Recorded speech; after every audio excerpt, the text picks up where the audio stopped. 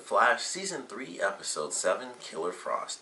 Now, of course, this is the last episode before we get into our big 4-part crossover, and I think this was a pretty good one. I mean, just to start off with it, Wally has his powers, and they didn't do some stupid thing where it was like, oh, in order to, for him to be mentally stable, we have to get rid of his powers temporarily, or any crap like that. He has his powers, he's 100% himself, and he's just super happy. So I was super happy. I was like, somehow, Wally West getting his powers is like the greatest thing I've been waiting for in this entire series. Like, I never waited so anxiously for something to happen in this show with all these taunts and possibilities and other people getting powers first. It's just like, I've just been waiting for this dude to get powers forever. And he's going through all this emotional stuff where he's like, I want superpowers, I just want to help people, I feel useless, and this and that. And finally, all that crap is over. Wally has superpowers at the end. He's running like a maniac, through the little tunnel and stuff. Once again, the visuals with him having like completely yellow lightning is really cool, because I do love the visuals for that stuff, and how they do it where, Wally has completely yellow lightning, and Barry has like just a hint of red in his lightning. So it's really cool the way they do it. Like, you can tell the difference if you see it together. And it's like a subtle little stuff. So that was great. Just to throw that out there. I'm happy that happened. They didn't hold it off any longer, and it's good. Plain and simple, it's good. Of course, I figured this, but Julian is alchemy. I kind of called that one. And it makes a lot of sense. Him being alchemy makes a ton of sense as to why he doesn't like metahumans. And I think I even said that before when I was like, he's probably alchemy. The fact that he's like, oh, only, basically him saying like all metahumans are turning evil, it makes sense now why he said that. It's like every time we freaking turn somebody into their alternate version, they come out as a supervillain. Of course he's going to think all metahumans are bad, because every single time they change somebody, it's like, yeah, I'm nice here, but once I get superpowers, I'm an a-hole because I turn into a supervillain. So naturally, Julian would think that every single time. But it does bring up the question, did he have powers before? Excuse me.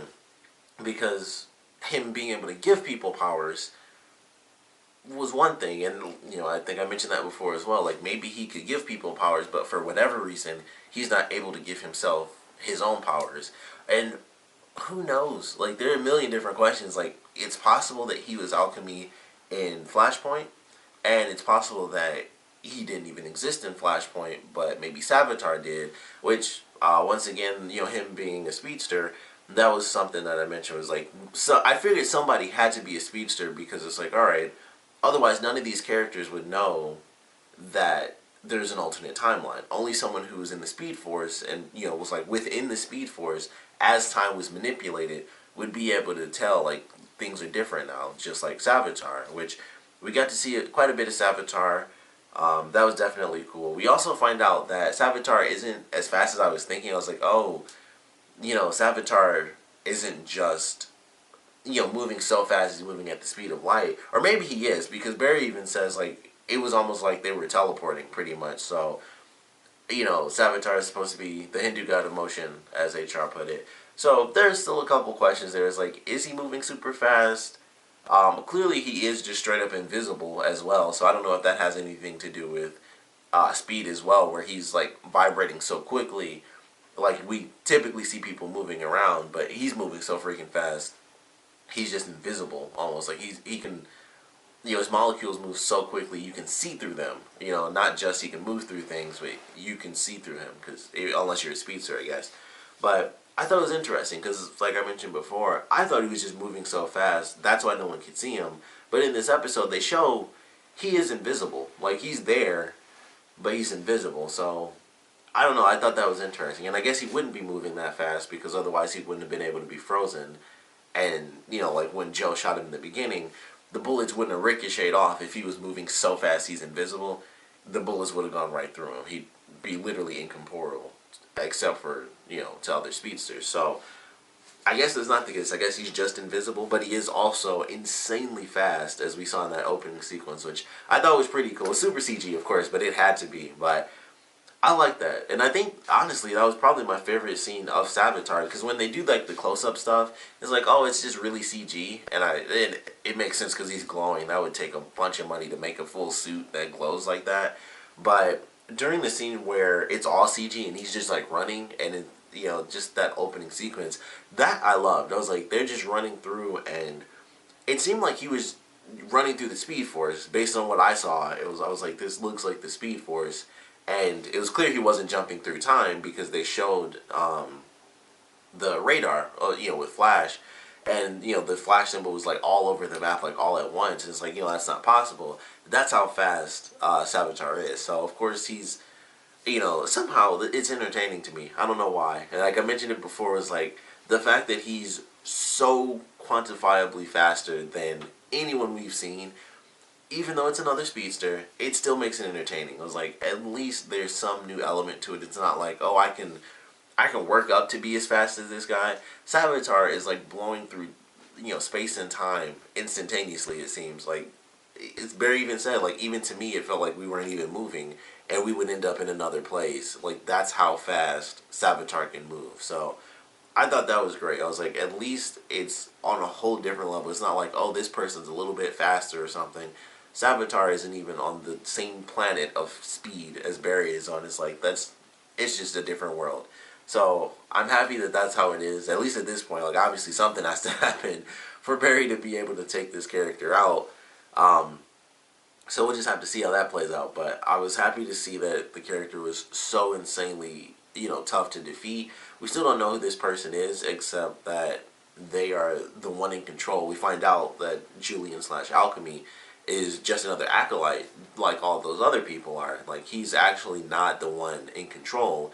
He's kind of, in a sense, he's kind of the face of it, and maybe that's because of the fact that Savitar can't be seen by anyone. So it's like, well, I kind of need someone to be the face. It's like, you have to be the face, and because no one can see me unless I want them to. Because like Julian could see him, but I would assume that's because he wanted to be seen at that point. So I don't know. It's really hard to say, and it's also very interesting as to why Julian is the one that was chosen to be Alchemy. Like I said, was it because he was Alchemy? Like, did he actually have powers, and he wasn't told that he did? Did he have powers and he was told? Because that could make a lot of sense too. Where it's like, hey, you helped me get all of these people, and then I will let you get your powers in the end as well. And one of the acolytes mentioned when Caitlin is going, full Killer Frost, and she tries to find Alchemy so that she can have her powers taken away.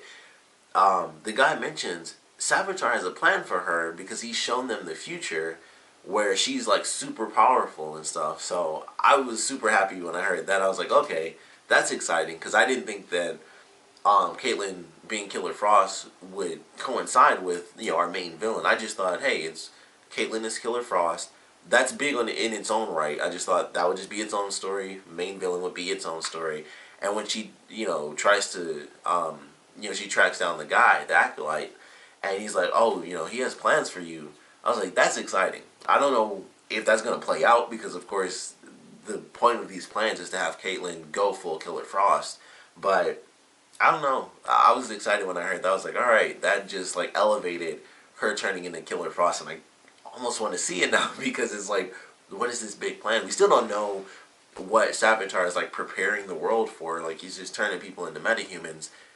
That's not new. Like, there have been metahumans before, but this is clearly to do something different where metahumans take over for humans. Like, it seems like he's trying to kind of lead things into sort of like a world war, like humans versus metahumans sort of thing. But whatever they end up doing, I'm excited for it. So the fact that Savitar has plans for Caitlin kind of lets me think that that's not over, even though they were able to save her in this episode, which was really cool. Like, her being Killer Frost in pretty much the whole episode, that was enjoyable. I like that. She goes nuts, and when she goes to the GCPD, she kills that one guy. She's super pissed off with Barry, and she like stabs him, and she didn't like, it wasn't his tendon necessarily, but she stabbed him somewhere really important, and excuse me, he was like pretty messed up, and I'm assuming he like ran out of there anyway. They don't show it, of course. They never do that in TV shows where it's like, oh, this person has super speed, but they got wounded. They always just cut from that, and then they're in the place. It's like, I wouldn't have minded seeing him like crawling at super speed. That would have been interesting, actually, because nobody freaking does that. It's always like either they're running or you don't see them move at super speed. Those are like the rules of television. So, it goes to break, and then he comes back, and he's getting, he's at Star Labs. It's like, of course, like, we didn't get to see him, wobble at super speed, but that would have been funny. But I really loved this episode. We got to see, Wally get his powers, Caitlin go Killer Frost, and ultimately get saved as Killer Frost. Cisco even used his abilities to, breach from one location to another, so that was pretty cool. Messed him, gave him like a mini stroke, but he freaked out, and then Kayla's like, just take some aspirin, so no big deal. But it was really good, and Joe had some good stuff in this episode too, where he was talking with HR, and he's like, I typically don't follow my gut when it comes to, the metahuman stuff, because everyone's always telling me, oh, it's going to be fine, it's going to be alright. And he's like, my son is in in like a weird, cocoon coma. Caitlin's going nuts and killing a bunch of people. And then we have this crazy super speedster, and I can't even, the dude moves so fast we can't even physically see him. So there's a lot going on with Joe in this, and I really love that, where he's like, as much as I always stick by the team and I listen to them and all their hope and everything, I'm going to start following my gut, because it hasn't been working out, especially in, these past 2 episodes. Like, it has not played out as I wanted it to. So I like that. Of course, he breaks Wally out and everything's totally fine. They, give him the serum and stuff. And that was really good. I was like, this is great. Everything about this is great. And now Wally officially has his powers. And first thing he's talking about after he runs around is like, when do I get to go out and, basically help you fight crime and stuff. So I was just happy. Like, it was a great ending to the episode. Still some epic reveals there. The alchemy thing. Barry leaving CSI, which I don't know where he's going to go. I mean, I don't know what they do with Star. I think I mentioned this before, but I don't know how they keep that thing going. I don't know what anybody does to make money in this show outside of Joe and Iris. Nobody else seems to have a job. I don't know what Wally does. I don't know what Cisco does. I don't know what Caitlin does, because they're in Star Labs. Like, that's their job, is to help the Flash, but they don't get paid to help the Flash. So I don't know how any of this stuff is ever happening. So I don't know if they're even going to talk about that. Like, this lab just keeps going for whatever reason. I mean, the electricity bills and all that stuff.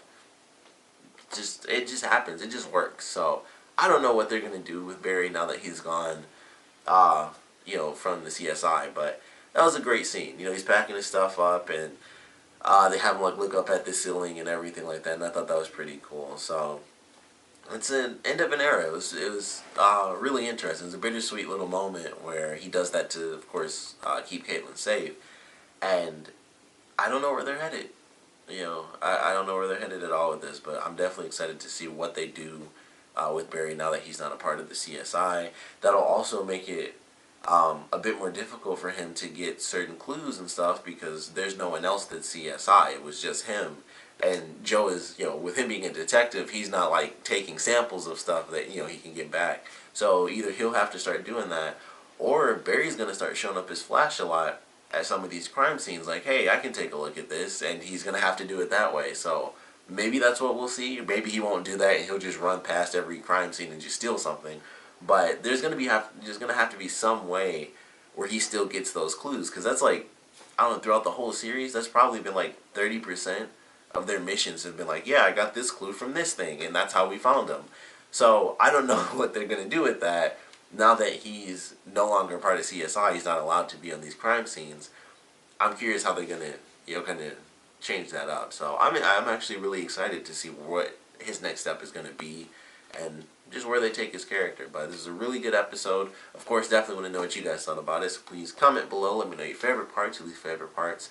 And there's a lot of crazy stuff in this episode. But I want to know what you guys thought about the reveal, the official reveal that Julian was alchemy. I think they threw that giant hint in there. Like I said in the last episode, he was missing. No one knew where he was. And then nothing happened with that. I'm like, yeah, he's alchemy. So once they did that, it was official as far as I was concerned. But I want to know what you guys thought about the reveal. What do you think it means? Because there are still all the other theories out there as to why he's alchemy.